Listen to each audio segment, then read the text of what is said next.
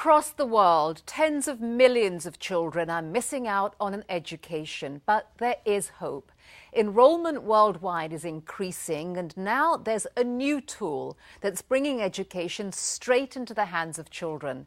Our cameras take you to Ghana, where we explore how a simple technology is poised to revolutionize education.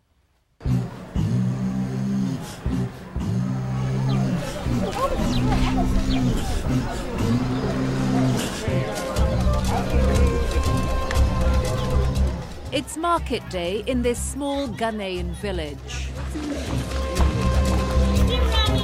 It's also a school day.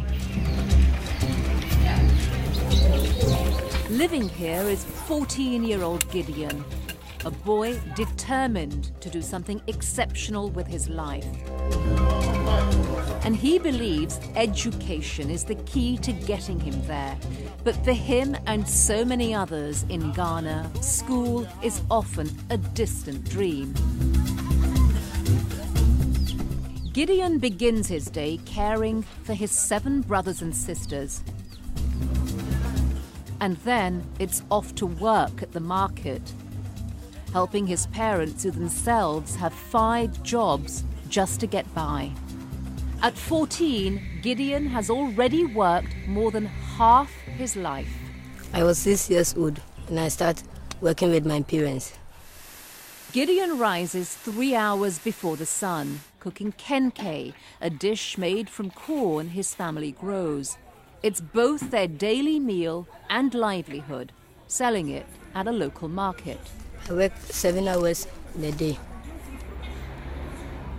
Gideon spends much of his day at the family stand, often alone. He's just one of some 30 million children in sub-Saharan Africa who miss all or some school, according to United Nations estimates. This despite the fact that school enrollment rates have increased nearly 20% in the region in the past decade.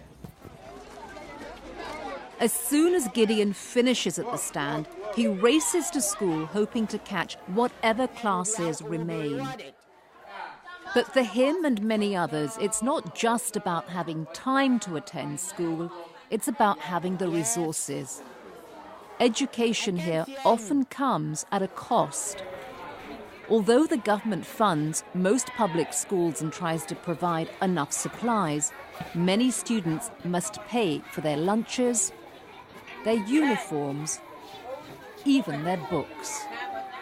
Provisions in the classroom are often scarce.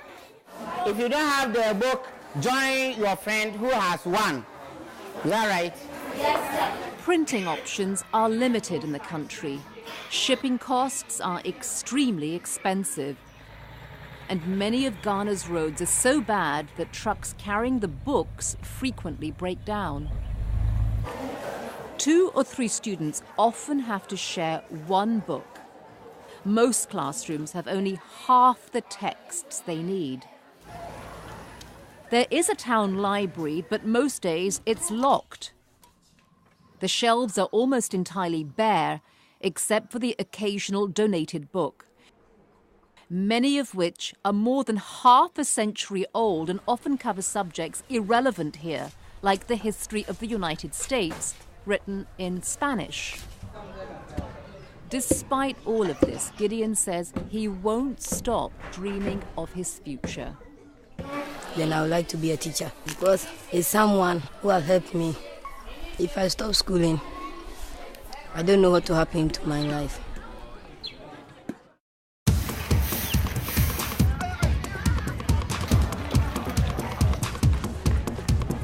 But the answer may have come in the most unlikely form. In 2010, something radical happened that may just change everything here.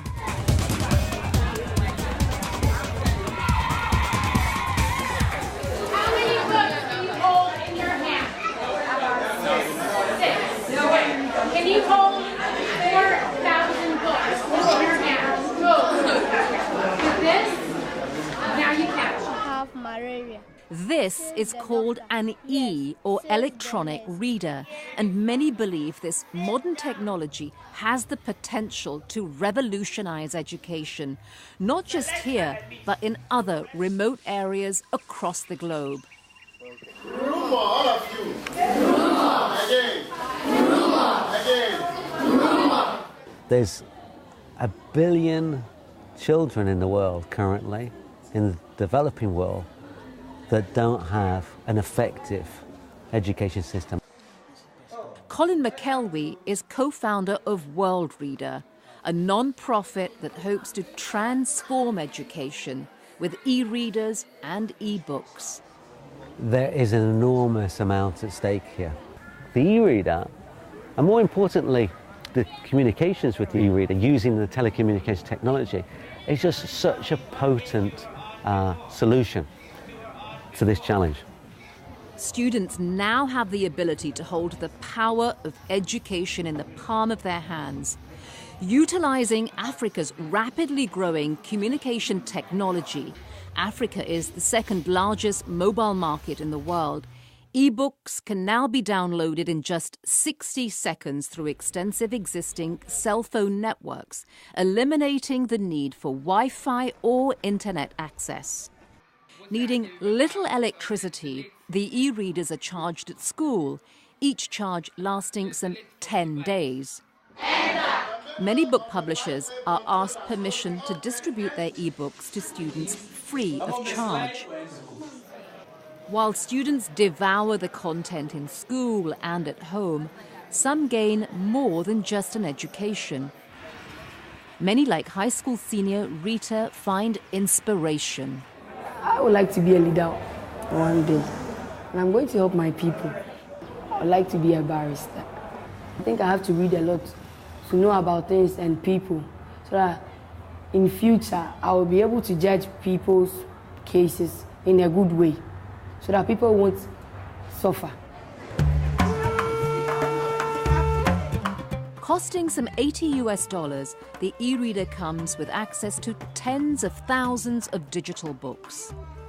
Purchased with private donations and government grants, this technology is already in 5 countries in sub-Saharan Africa, and WorldReader hopes that within the next 5 years, this education revolution will reach children worldwide, from the rest of Africa to South America to Asia.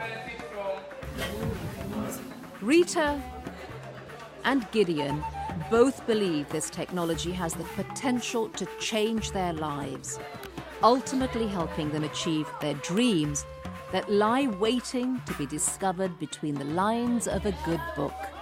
You have to read more to know more about what's going on this earth. And while Gideon continues to sell kenkey at the stand, he realizes he's carrying his education with him and the chance to be transported into a world outside his own, a world of imagination. He need only look down, he says, to realize that he just may be holding his future in his hands.